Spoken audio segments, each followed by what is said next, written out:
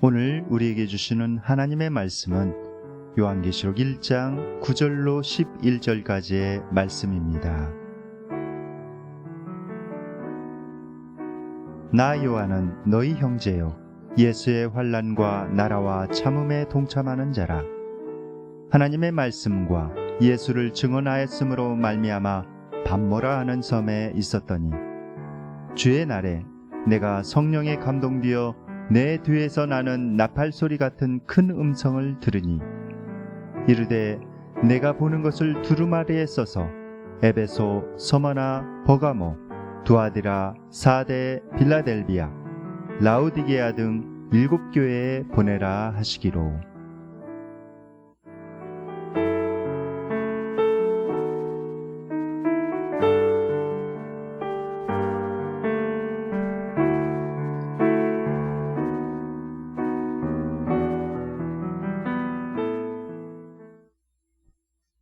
(2022년도) 대학교 입시를 위한 수시 전형이 9월 9일부터 시작이 이렇게 됩니다.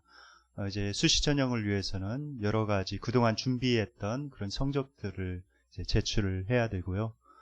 그 중에 또 중요한 축을 차지하고 있는 것이 바로 자기소개서입니다. 그런데 이 자기소개서에 대한 그런 논란들이 많이 있었습니다. 과연 이 자기소개서가 공평한 것인가, 공정한 것인가에 대해서 이제 많은 논란이 있어 왔습니다. 왜냐하면 사람들이 자기소개서를 이렇게 꾸밀 때 그냥 꾸미지 않고 대학교 입학 전문 기관에 의뢰를 해서 좀 더 유리하게 그 자기소개서를 이렇게 포장하는, 과대 포장하는 그런 경향이 있기 때문에 그런 이야기들이 많이 오가게 되었습니다. 그래서 이제 자기소개서라고 이제 자소서라고 이렇게 하죠. 그런데 어떤 이들은 자소설이다, 자소설. 이렇게 꾸며가지고 이렇게 내는 거, 그것이 과연 공정한 것인가라고 의문을 제기하고 있습니다. 그래서 이제 지금 이제 고등학교 2학년 때까지는 이 자기소개서가 이제 제출이 되는데, 지금 고등학교 현재 1학년부터는 자기소개서가 이렇게 폐지된다고 합니다. 그런데 이 사도 요한은 자기 자신을 어떻게 소개했을까요? 오늘 보면은 사도 요한의 자기소개서가 나와 있습니다. 요한계시록 1장 9절 말씀 다 함께 한번 읽어볼까요? 예, 시작. 나 요한은 너희 형제요 예수의 환난과 나라와 참음에 동참하는 자라. 하나님의 말씀과 예수를 증언하였으므로 말미암아 밤모라 하는 섬에 있었더니. 네. 여기 보면은 오늘 본문에서 사도 요한이 자기 자신을 소개할 때 나 요한은 이라고 이렇게 소개하고 있습니다. 사도라는 명칭을 사용하지 않고 있죠.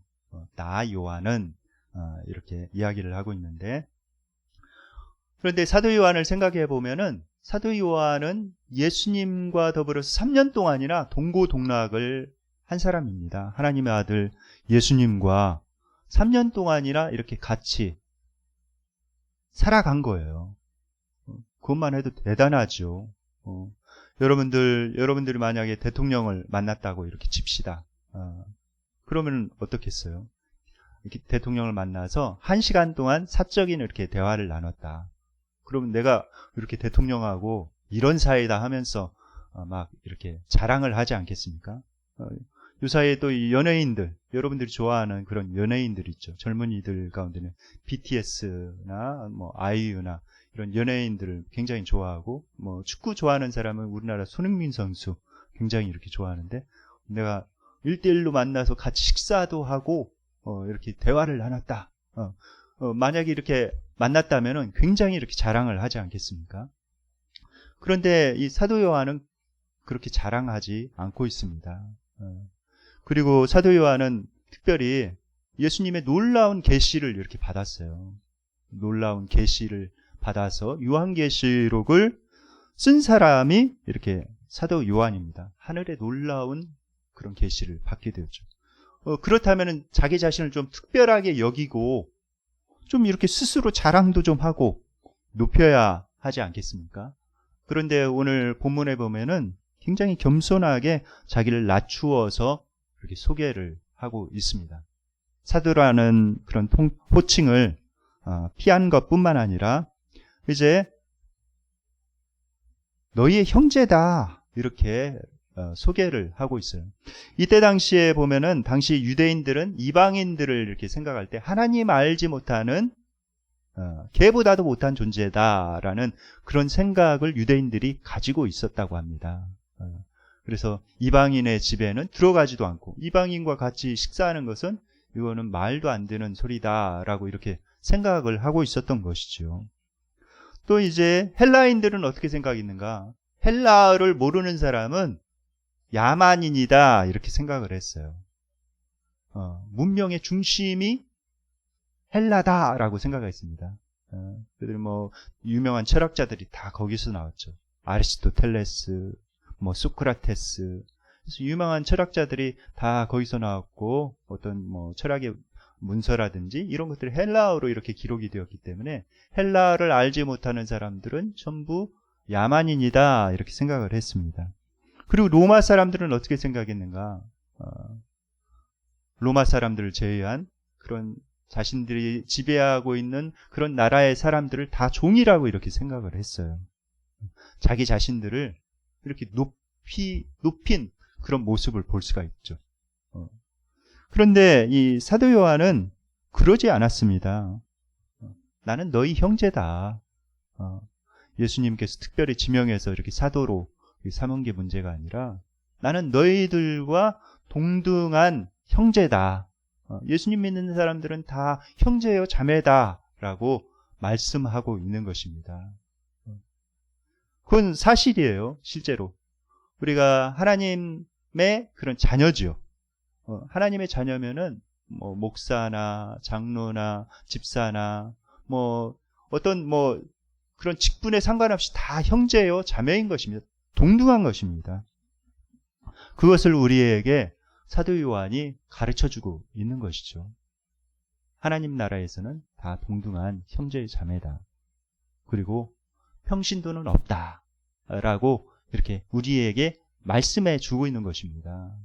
하나님 나라의 자녀요, 우리는 하나님의 종이다. 모두 다 하나님의 종이라는 것이죠. 종이라는 뜻이 이제 헬라어로 둘로스인데, 둘로스는 특별한 그런 종입니다. 어떤 종이냐? 여러분들 이제 종을 주인이 이제 너를 자유인으로 놓아주기를 원한다 해서 이렇게 놓아줍니다. 그러면 놓아주면은 이제 뭐 그냥 나는 자유인으로 살아가겠어 해서 주인을 떠나가는 그런 사람도 있지만은 그렇지 않고 나는 주인님을 굉장히 사랑합니다. 존경하고 사랑합니다. 평생 주인님을 섬기기를 원합니다. 그래서 자원하는 그런 종이 있었습니다. 그런 경우에는 어떻게 했는가? 주인이 그 종을 데려다가 귀에다 이렇게 구멍을 뚫었어요. 그래서 너는 나에게 속한 그런 이제 평생토록 나에게 속한 그런 종이다 라고 이제 그 표식으로 귀에다가 구멍을 뚫어 주었습니다. 둘로스라는 것은 바로 그러한 종입니다. 스스로 주인에게 얽매이기를 원해서 주인을 섬기기를 원해서 스스로 이렇게 선택한 그런 사람들을 둘로스라고 합니다. 우리는 그런 둘로스죠. 하나님의 종인 것입니다. 스스로 하나님 예수님을 선택해서 예수님을 나의 주님으로 모신 거 아닙니까? 우리가 그 사실을 잘 기억해야 되는 것이죠. 또 이제 사도 요한은 자기 자신을 또 이렇게 소개하고 있습니다. 그것은 예수의 환난과 나라와 참음에 동참하는 자라 이렇게 자기를 소개하고 있습니다. 동참하는 자라는 그런 헬라어는 싱코이노노스예요. 그 뜻은 뭐냐면은 동료 파트너라는 뜻입니다. 그래서 너희들과 함께 너희가 당하고 있는 그런 환난과 예수 그리스도의 그런 환난과 나라와 참음에 나도 같이 동참하고 있는 그런 사람이다라는 그런 뜻입니다. 당시 초대교회 성도들은 극심한 박해에 시달렸죠. 네로라는 이상한 황제가 등장을 해가 로마의 황제가 등장해서 극심한 박해를 퍼부었습니다. 이제 네로가 물러나고 나서 이제는 어느 정도 숨을 쉴 수 있다 이렇게 생각했는데 그 사이에 또 네로보다도 더 극악한 도미티아누스라는 그런 황제가 등장을 한 거예요. 더 심하게 기독교를 박해한 것입니다. 이 도미티아누스 황제는 어떤 사람인가? 베스파시아누스 호아제라는 그런 황제의 둘째 아들입니다. 첫째 아들은 누구냐면은 원래 티투스 장군이에요. 티투스 장군. 로마의 티투스 장군은 어떤 사람인가? AD 70년경에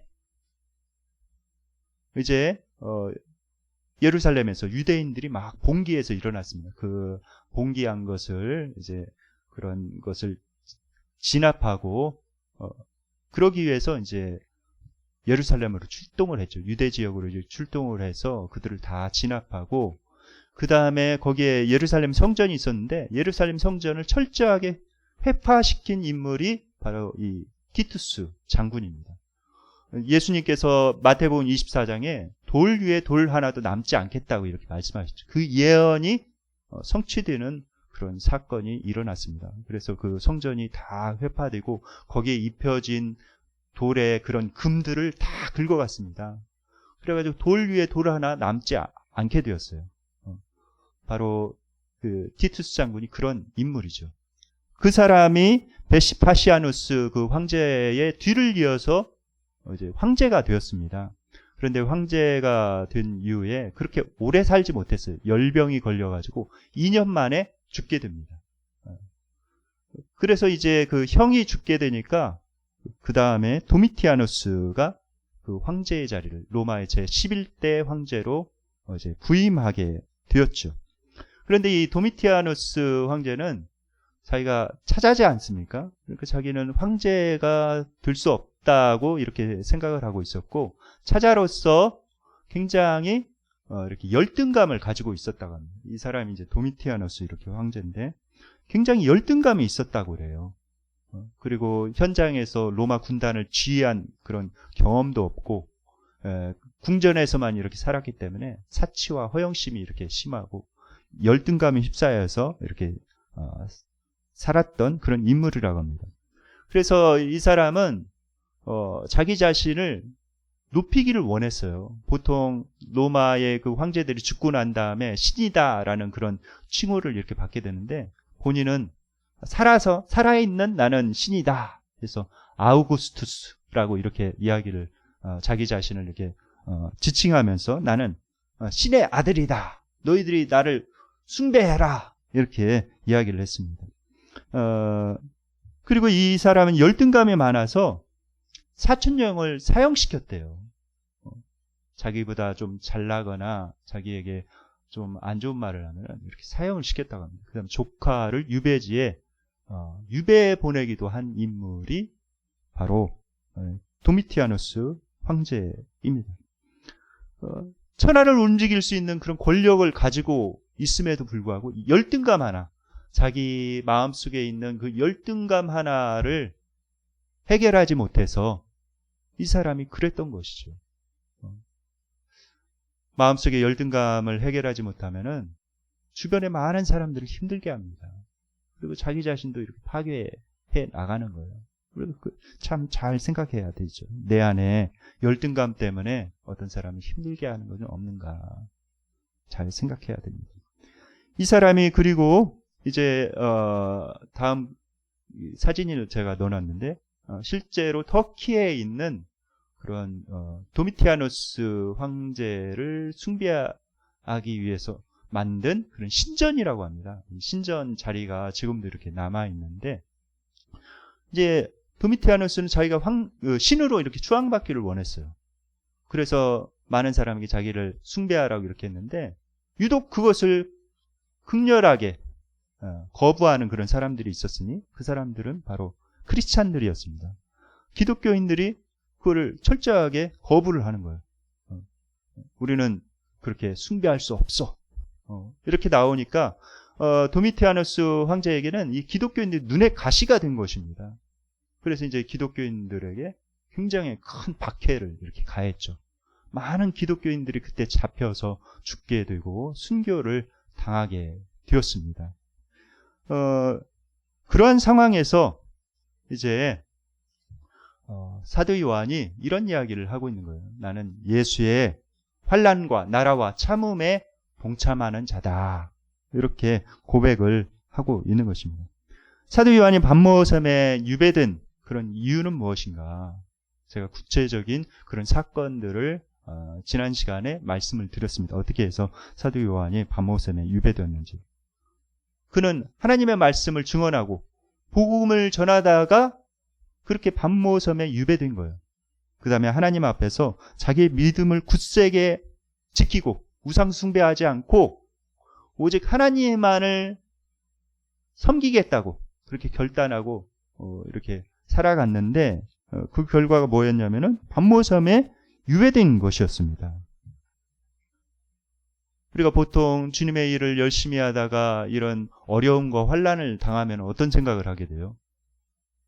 회의적인 그런 생각을 하는 경우가 많이 있죠. 내가 그래도 하나님을 위해서 이렇게 열심히 주님의 일을 이렇게 하려고 했는데 결과가 이것인가? 이게 뭔가?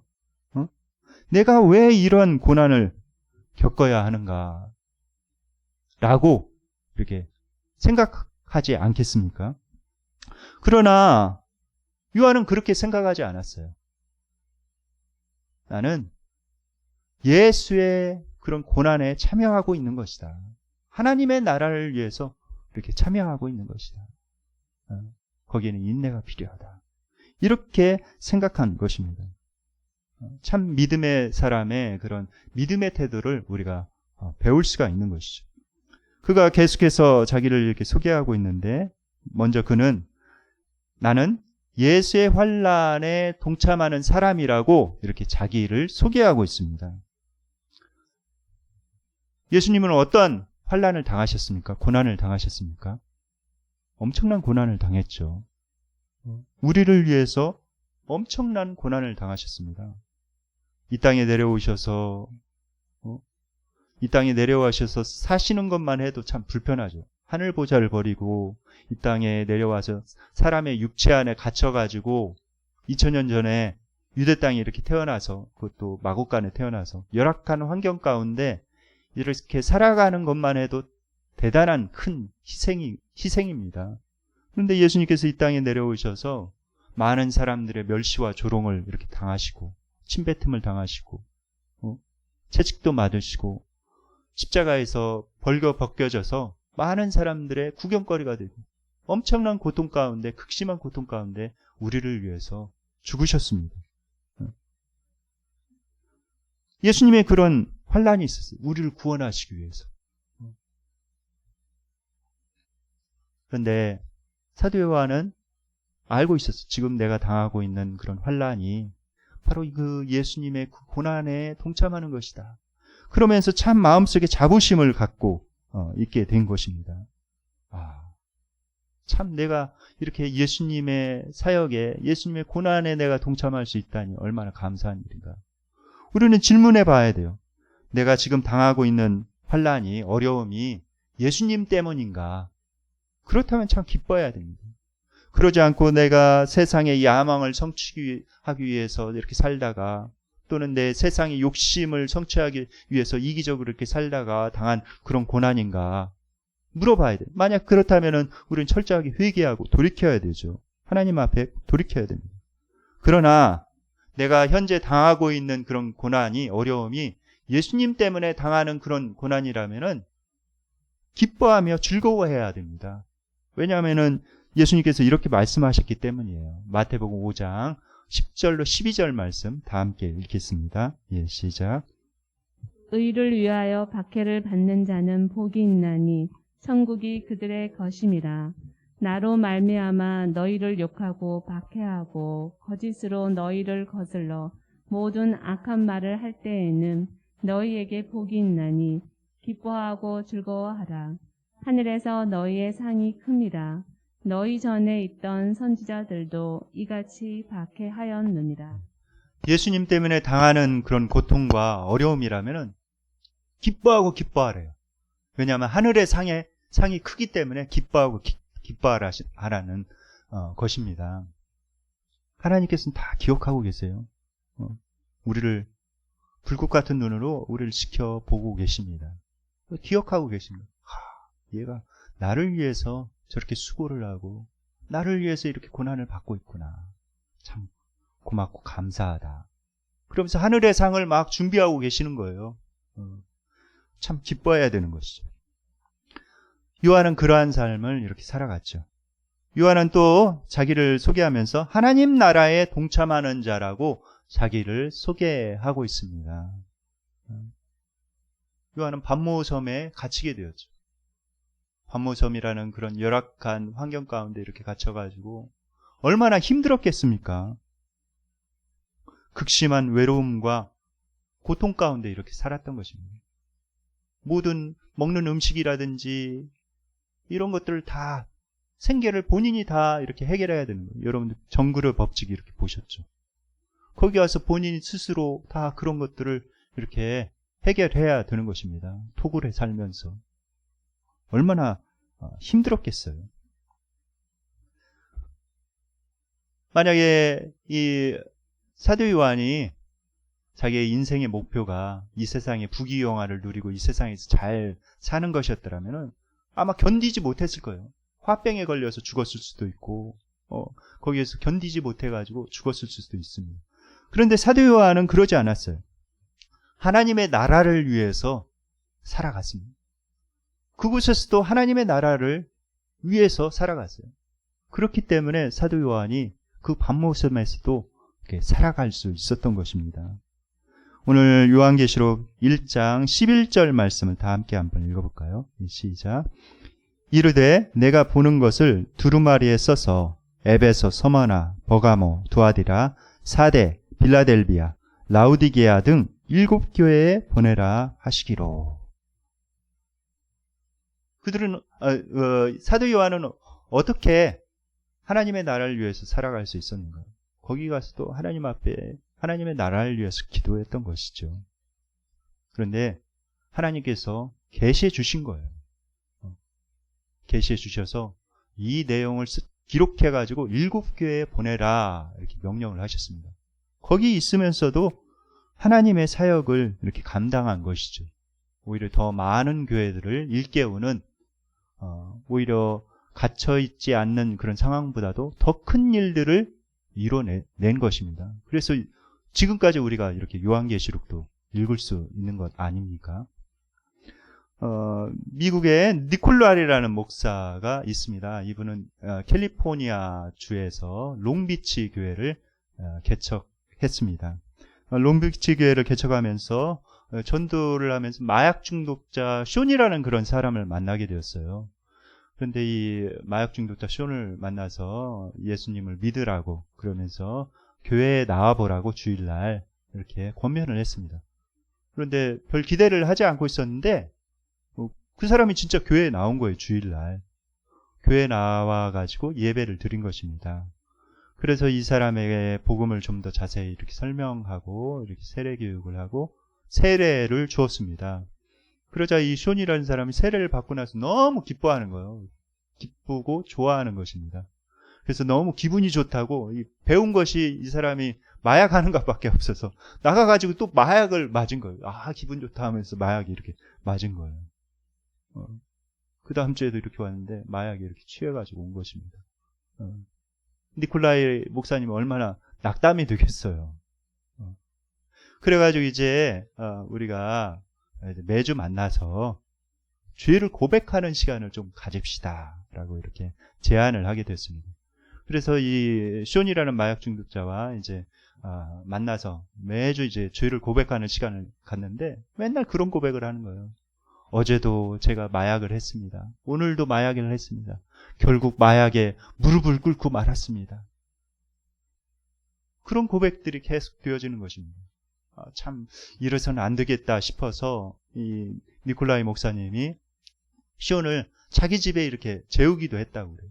우리 집에 같이 살면서 마약을 끊어봅시다. 그런데 이제 집에서 같이 있을 때는 마약을 안 하는데 또 나가가지고 또 마약을 하는 거예요. 그리고 이제 교정 프로그램에도, 마약 중독자 교정 프로그램에도 이렇게 연결을 해서 거기서 교육을 받게 했지만은 소용이 없는 것입니다. 마약에서 벗어날 수가 없는 거예요. 그러자 이제 이 니콜라이 목사님이 기도하면서 이렇게 해야 되겠다. 그래서 특단의 조치를 생각해 냈습니다. 그 조치는 무엇이었냐면은, 이제 마약을 끊으려면은 당신에게 마약을 공급해주는 그 군원을 차단해야 됩니다. 그렇기 때문에 당신에게 마약을 팔고 있는 그 사람에게 같이 가서 복음을 전합시다. 그 사람이 예수님을 믿게 합시다. 이렇게 제안을 한 것입니다, 목사님이. 그러자 이 쇼니라는 사람이, 아이고, 그런 데는 목사님이 가실 만한 데가 아닙니다. 굳고 만류한 것입니다. 그런데도 불구하고 니콜라이 목사님이 이렇게 물러서지 않는 거예요. 반드시 가서 그 사람에게 복음을 전해야 되겠다고. 그러자 쇼니 이제 목사님께 이렇게 얘기를 해요. 그렇다면은 목사님까지 가는 거는 그렇고, 제가 그곳에 찾아가서 그 사람에게 제가 복음을 증거하고 오겠습니다. 목사님과 약속을 하고 진짜 그 마약을 판매하는 그 사람을 찾아갔습니다. 찾아갔는데, 찾아가서 만나보니까 이 사람이 그렇게 위험하게 생긴 인물이 아닌 거예요. 한 남편의 아내이고 한 가정의 엄마인 것입니다. 빈민촌에 살고 있는 그런 아줌마였어요. 가서 보니까 참 그 삶을 보면서 굉장히 마음속에 불쌍하다는 그런 생각이 들었습니다. 그리고 그분에게 복음을 증거한 거예요. 예수님 믿으시라고. 복음을 간절하게 이렇게 전하게 됐습니다. 복음을 전하면서 하나님께서 주시는 긍휼의 마음이 마음속에 막 일어나는 것을 느끼게 됐어요. 그런데 이 아줌마가, 이제 마약을 공급해주는 아줌마가 예수님을 믿지 않았어요. 그때 복음을 전할 때는. 그런데 이 쇼네에게, 마약 중독자 쇼네에게 굉장한 변화가 있었습니다. 이제 마약을 끊을 수가 있는 거예요. 마약이 싫어진 거예요. 그래서 자연스럽게 마약이 끊겼다고 합니다. 그리고 이 마약을 공급해주는 그 공급상 아줌마의 그 아들이 있었는데, 14살짜리 아들이 있었는데, 그 아들에게 복음을 전해서 그 아들이 예수님을 믿고 교회에 나오기 시작했다는 거예요. 그리고 그 아들과 함께 복음을 전해가지고 교회까지 이렇게 세우게 되었다고 합니다. 참 놀라운 일이죠. 그리고 마약을 이렇게 팔던 그 아줌마도 이제 교도소에 이제 붙잡혀서 갔는데, 그 교도소에서 예수님을 주님으로 영접하게 되었다고 합니다. 참 놀라운 일이 아닐 수가 없습니다. 정말 내가 하나님의 나라를 위해서 내가 이렇게 살아가자 나도 치유될 뿐만 아니라 주변의 사람도 이렇게 구원을 받는 놀라운 역사가 일어난 거예요. 우리가 참 잘 생각해야 될 그런 문제입니다. 나만을 위해서 이렇게 살아가려고 할 때는 이런 역사가 일어나죠. 그러나 다른 사람을 위해서, 하나님의 나라를 위해서 살아가려고 할 때는 나도 살아날 뿐만 아니라 나에게 듣는 그 사람도 살아나는 그런 놀라운 역사가 일어나는 것입니다. 사도 요한은 세 번째로 자기 자신을 이렇게 소개하고 있어요. 예수의 참음에 동참하는 자라고 자기를 소개하고 있습니다. 예수님께서 어떻게 참으셨습니까? 예수님께서 길이 참으셨죠. 예수님께서는 자기의 그런 영혼을 바쳐서 자기의 삶을 제자들에게 이렇게 나눠줬습니다. 12제자에게. 모든 것을 바쳐 3년 동안 동고동락하면서 자기의 영혼을 나눠주셨죠. 모든 사랑을 다 나눠주셨습니다. 그런데 예수님이 정말 필요한 때, 절치절명의 그런 순간이 찾아왔을 때 그 제자들이 다 도망간 거예요. 나 살게 했다고. 그리고 수제자라고 이렇게 임명해놓은 그 베드로는 자신이 바로 보는 눈앞에서 예수님을 막 저주하면서 예수님을 부인한 것입니다. 막 욕하면서. 예수님의 마음이 얼마나 찢어졌을까요? 그런 모습을 보면서. 그런데 예수님께서 죽으시고 부활하신 다음에 베드로를 먼저 찾아가신 거예요. 베드로가 예수님을 찾아온 것이 아니라 예수님께서 베드로에게 먼저 찾아가셔서 베드로를 회복시켜 주셨습니다. 만약에 그 예수님을 배반했던, 그래서 팔았던 가룟 유다가 스스로 자결하지 않고 살아 있었더라면은 저는 그렇게 생각이 돼요. 분명히 예수님께서 가룟 유다에게도 찾아갔을 것이다. 그래서 가룟 유다도 회복시켜 주셨을 것이다. 이렇게 생각이 됩니다. 근데 그 회개할 기회를 잃어버린 것이죠. 가룟 유다는. 우리가 그 예수님의 이 참음, 오래 참음을 마음속에 잘 간직해야 됩니다. 특별히 인간관계, 우리가 이 세상을 살아가면서 참 나를 힘들게 하는 그런 사람이 있을 수가 있죠. 그 사람을 향해서 오래오래 참아야 돼요. 특별히 자녀들을 양육하면서 참 쉽지 않습니다.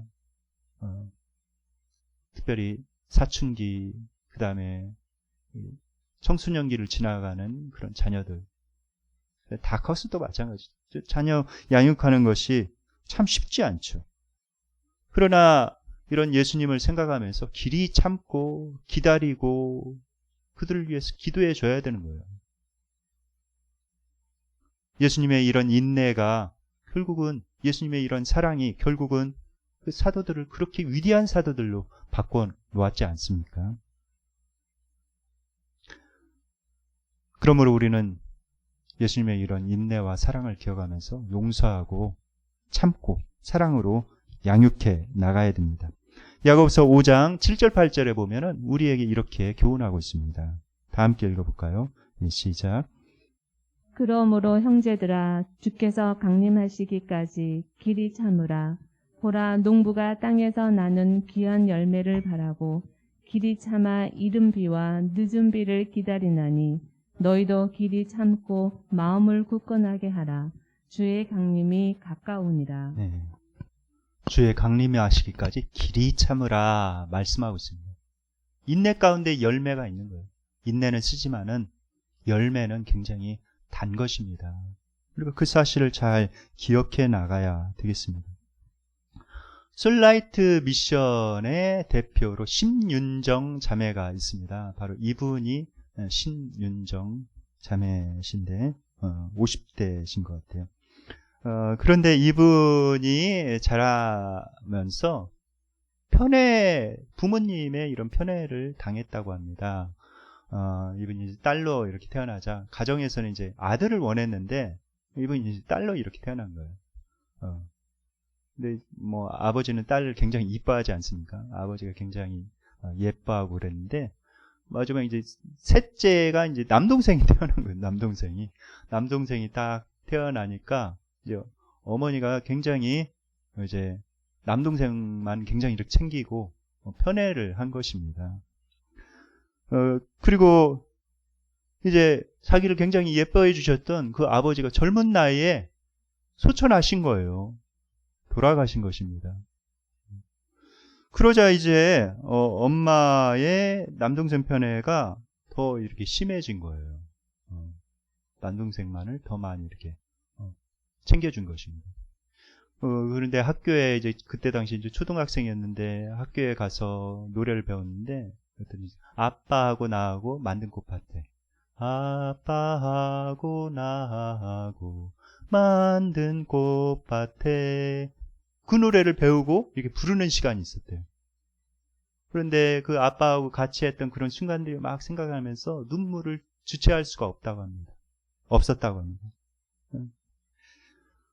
그리고 나서 이제 이분이 이제 커가지고 대학교에 들어가서 뮤지컬을 우연히 한번 이렇게 관람을 하게 됐는데 꿈이 생겼대요. 나도 뮤지컬을 해야 돼. 그때 당시에는 우리나라에 제대로 이렇게 가르쳐 주는 데가 없어서 미국에 가서 내가 유학을 해서 이 꿈을 이뤄야 되겠다 해가지고 이제 그 어머니에게 나 유학 보내달라고 이렇게 요청을 했다고 합니다.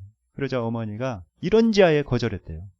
너는 여자고 또 미국 여자 몸으로 혼자 가면 위험하지. 그러니까 가지 말고 그냥 우리나라에서 네가 해. 이렇게 해가지고 굳고 말렸다고 합니다. 그런데 남동생은 그러지 않았다고 그래요. 남동생은 이제 나는 유학 가기 싫다 이렇게 얘기를 했는데도 막 너는 유학 가서 공부를 해야 돼. 예? 공부를 해. 해가지고 억지로 막 보냈대요. 보내가지고 거기에서 박사학위까지 이렇게 할 수 있도록 엄마가 막 이렇게 밀어줬다고 합니다. 그걸 생각하면서 마음속에 참 상처가 되었다는 거예요. 그걸 생각하면서.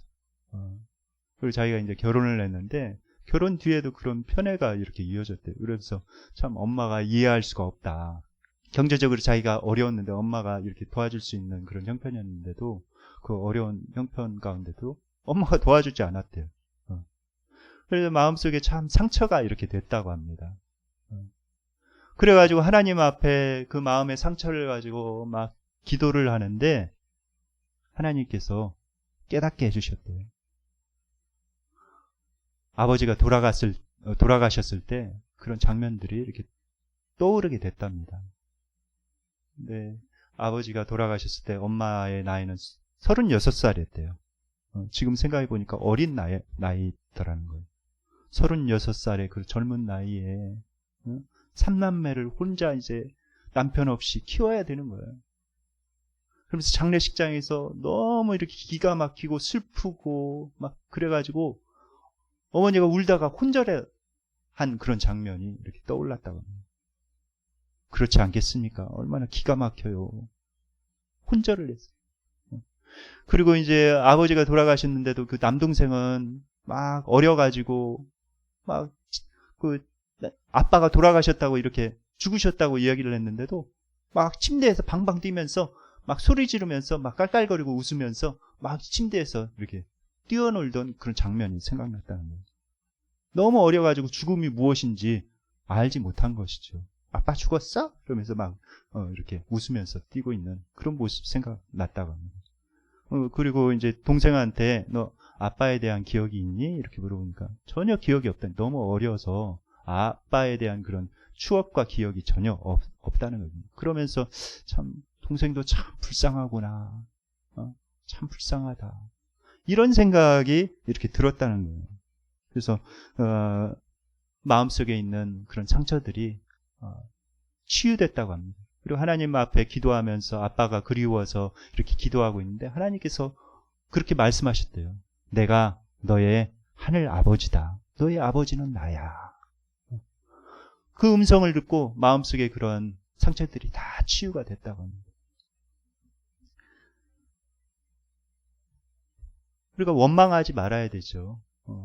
예수님께서 원하시는 그런 마음을 가지고 예수님께서 어떻게 생각하시는지 그런 긍휼의 마음을 가지고 바라봐야 됩니다. 야고보서 5장 9절 말씀 있습니다. 야고보서 5장 9절 말씀 다 함께 한번 읽어볼까요? 시작. 형제들아 서로 원망하지 말라. 그리하여야 심판을 면하리라. 보라 심판주가 문 밖에 서 계시느니라. 서로 원망하지 말라. 그런데 우리가 예수의 환난과 나라와 참음에 동참하는 자가 되려면 어떻게 해야 됩니까? 우리가 그렇게 결심한다고 잘 되어지지 않죠. 우리의 힘만으로는, 우리의 의지만으로는 그렇게 잘 살아갈 수가 없습니다.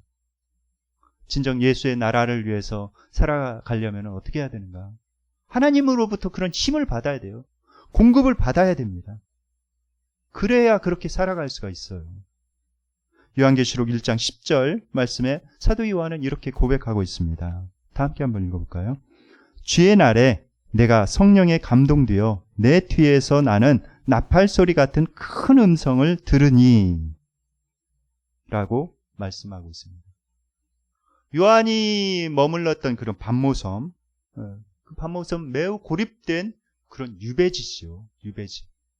그때 당시에 로마에게 반기를 들었던 정치범들을 수용하는 그런 장소가 바로 이 반모섬이었다고 합니다. 그러니까 로마에서는 이 사도 요한을 정치범으로 이렇게 생각한 거예요. 황제의 명에 반해서 반기를 든 정치범이다 이렇게 생각을 해서 반모섬으로 유배를 시켰던 것 같습니다.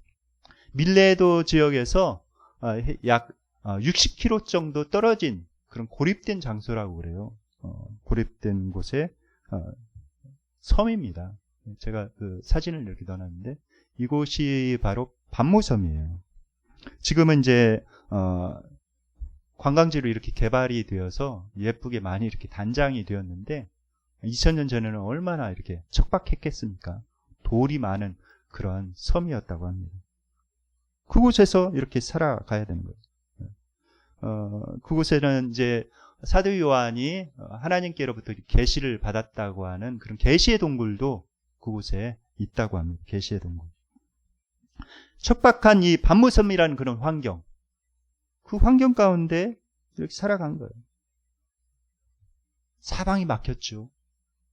사랑하는 형제자매들과의 관계도 다 막히고 부모님과의 연락할 그런 길도 다 막히고 모든 것이 막힌 거예요. 망망대해 정말 외로운 섬처럼 그렇게 자기의 인생의 환경이 막힌 것입니다. 그런데 사방이 그렇게 막혀졌을 때 사람들의 소리가 들리지 않았을 때 어떤 일이 일어났냐면 하늘에서 음성이 들린 거예요. 그러니까 사방이 이렇게 막혀서 전혀 사방에 우겨쌈을 당해서 전혀 길이 보이지 않을 때 위의 길은 뚫려 있었던 것입니다. 그래서 하나님의 교제의 길이 열려 있었던 것이죠. 인간의 소리가 끊어진 그곳에 하나님의 목소리가 들리기 시작했어요. 우리가 배우자와 함께 살아도 고독할 수가 있습니다. 어떻게 내 마음을 그렇게 알아보지 못하는가? 나를 이렇게 힘들게 하는가? 배우자와 함께 살아도 정말 반모섬처럼 고독할 수가 있죠. 우리가 때로는 돈이 없어서 외출도 못하고 반모섬처럼 집안에 갇혀 있어야 할 때가 있습니다. 그리고 내가 어려움이 처해 있는데 주변을 둘러보니까 도울 사람 하나 없는 것처럼 이렇게 느껴지는 그런 반모섬이 우리 인생 가운데 있을 수가 있죠. 진정 내가 외롭고 힘든 곳, 그곳이 바로 반모섬이죠. 그것이 가정일 수도 있고 학교일 수도 있고 우리의 직장일 수가 있어요. 도대체 나의 비전이 보이지 않는 그런 상황이 나의 반모섬일 수 있습니다. 그런 상황에서 내가 반모섬에 있는 그런 상황에서 자기 자신을 바라보면 어떻게 됩니까? 자기 자신을 바라보면 실망과 낭만과 절망만이 있죠. 거기에는 소망이 없습니다. 그러나 눈을 들어서 하나님을 바라볼 때, 주님을 바라볼 때 거기에는 새로운 희망의 길이 열리는 거예요. 내가 생각하지 못한 새로운 길, 놀라운 길이 그 안에 있는 것입니다. 고린도후서 4장 8절로 10절 말씀 다 함께 읽겠습니다. 시작. 우리가 사방으로 우겨쌈을 당하여도 쌓이지 아니하며 답답한 일을 당하여도 낙심하지 아니하며 박해를 받아도 버림바 되지 아니하며 거꾸로 뜨림을 당하여도 망하지 아니하고 우리가 항상 예수의 죽음을 몸에 짊어짐은 예수의 생명이 또한 우리 몸에 나타나게 하려 함이라. 네. 사도 요한은 절망적인 상황 가운데서도 낭망하지 않았습니다. 하나님의 나라를 사모하면서 하나님의 나라를 위해서 살아갑니다. 그런데 이 사도 요한은 주일이 되면 어김없이 하나님을 간절히 사모하면서 하나님을 예배하고 있었습니다. 오늘 본문에 보면은 주의 날에라고 이렇게 이야기를 하고 있죠. 주의 날이란 주일을 의미해요. 원래 초대교회 성도들은 안식일을 지키면서 그 다음 주일도 이렇게 같이 모였었습니다. 안식일은 금요일날 해진 후부터 토요일날 해지기 전까지죠. 그래서 유대인들과 함께 회당에서 이렇게 모이기도 하고 그랬던 것이죠. 그런데 유대인들의 박해가 이렇게 심해진 거예요. 박해가 심해지자 자연스럽게 이제 안식일날 모이는 것이 아니라 예수님의 부활을 기념한 그 주일날 모이기 시작한 것입니다. 그런데 여기 사도 요한이 반모섬에 갇혀 있을 때 주일날 하나님의 음성이 들려오기 시작한 것입니다. 주일이 참 중요해요. 주일날 성령의 감동을 받은 거예요. 하나님께서 우리에게 주일을 허락하신 이유는 우리를 얽매이게 하기 위해서 이렇게 만드신 것이 아니라 우리에게 복 주시기 위해서 그렇게 만드신 것입니다. 주의를 하나님께서 하나님을 앙망함으로 우리들이 하나님을 앙망함으로 하나님께서 하늘 위에서부터 우리에게 복을 주시기를 원하신 거예요. 신령한 복으로 채워주시기를 원해서 주의를 우리에게 주신 것입니다. 그러니까 주의를 참 소중히 여겨야 돼요. 주의를 소중히 여겨서 하나님 앞에 꼭 나와서 정성스럽게 예배 드려야 됩니다. 주일날 내 마음을 다해서 하나님을 예배하게 되면 일주일간 살아갈 수 있는 힘이 거기에서 이렇게 나와요. 또 꼭 이 사실을 기억해야 되겠습니다. 그런데 이 사도 요한은 성령의 감동함을 받았다 이렇게 이야기를 하고 있죠. 원문에 보면은 성령 안에서라고 이렇게 기록이 되어 있습니다. 어떤 사도 요한이 어떤 황홀경에 이렇게 빠져가지고 막 입신해가지고 정신없는 상황에서 환상을 본 것이 아니라 맑은 정신 가운데 성령 충만하여서 하나님의 음성을 듣고 하나님의 계시를 받은 것입니다. 우리가 성령의 충만을 사모해야 돼요. 성령 충만을 사모해야 됩니다. 이는 힘으로 되지 아니하고 능으로 되지 아니하고 오직 나의 신으로 되느니라, 나의 영으로 되느니라 주님께서 말씀하셨습니다.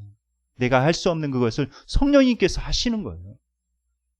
성령님의 임재를, 성령님의 그런 능력을 간절히 사모해야 됩니다. 예수님께서도 말씀하시죠. 하물며 구하는 자에게 성령을 주시지 않겠느냐. 진실된 마음으로 구하는 자에게 예수님께서 분명히 성령님의 기름 부으심을 허락하십니다. 그것을 기억하면서 우리가 꼭 성령 충만을 사모하면서 기도해야 돼요. 그런데 하나님께서 요한에게 말씀하실 때 어떻게 말씀하셨나요? 조용히 속삭이셨나요? 조용히 속삭이시지 않으셨습니다. 여기 보면은 나팔 소리 같은 큰 음성이 났다 이야기를 하고 있어요. 왜 나팔 소리 같은 큰 음성이 났을까요? 왜 하나님께서 그렇게 말씀하시는가? 나팔 소리는 어떤 역할을 해요? 나팔 소리를 듣고 깨어나라는 것이죠. 정신 바짝 차려라. 깨어나라. 지금은 영적인 전쟁 가운데 있다. 우리가 말세 가운데 이렇게 살아가고 있다. 정신 바짝 차려서 기도해야 된다. 정신 바짝 차려서 하나님의 음성을 들어야 된다. 그 음성 붙잡고 기도하며 순종하며 영적인 전투에서 승리해 나가야 된다. 우리에게 크게 나팔소리처럼 크게 지금 말씀하고 계시는 거예요. 하나님께서. 그 음성을 들어야 됩니다. 우리가 이 코로나 상황 가운데 더욱더 깨어 있어야 돼요. 더욱더 기도해야 됩니다. 열심히 기도해야 돼요. 매일매일 기도하고 수요기도회 때 기도하고 기도가 잘 안 되면 교회에 나오십시오. 새벽에 나와서 새벽 기도회도 하고 수요일날 기도도 하고 정 나오기 힘들면은 수요일날은 이렇게 방송으로도 이렇게 하니까 집에서 이렇게 잘 이렇게 같이 기도하세요. 기도해야 영혼이 살아나고 승리할 수가 있습니다.